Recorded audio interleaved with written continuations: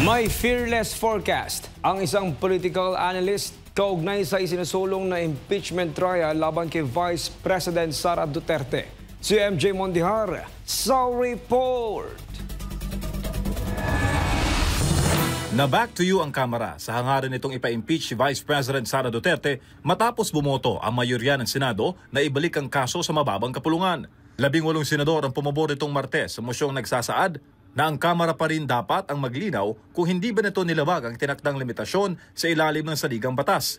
Pero para kay political analyst na si Attorney James Reserva, hindi ito basta simpleng procedural move dahil malinaw na isa itong insulto sa Kamara.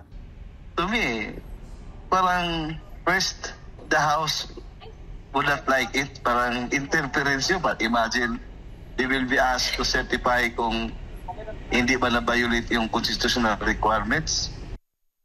3 verified complaint ang isinampa noong December 2, 4 at 5, 2024 laban sa bise sa issue ng umunoy irregularidad sa paggamit ng confidential funds ng kanyang tanggapan.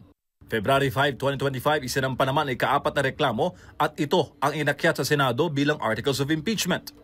Ngunit ayon sa Article 11, Section 3 ng 1987 Constitution, malinaw na ipinagbabawal ang pagsasampa na higit isang impeachment complaint laban sa parehong opisyal sa loob ng 1 taon, anuman ang anyo o laman ng reklamo.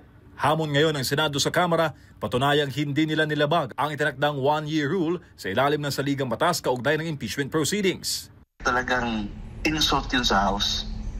Yung certification whether na comply ba lang constitutional requirements. Kasi yung power to initiate impeachment proceedings, exclusive power yan ng House.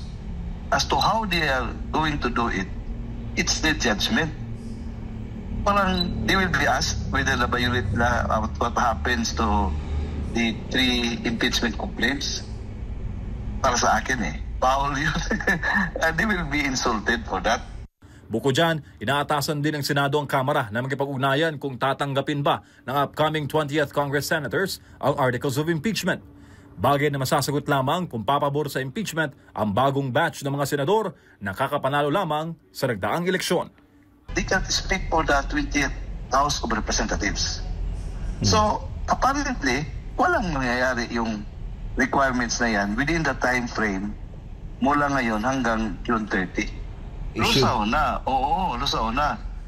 Para sa Diyos sa Pilipinas kung mahal, MJ Mondihar, SM9 News.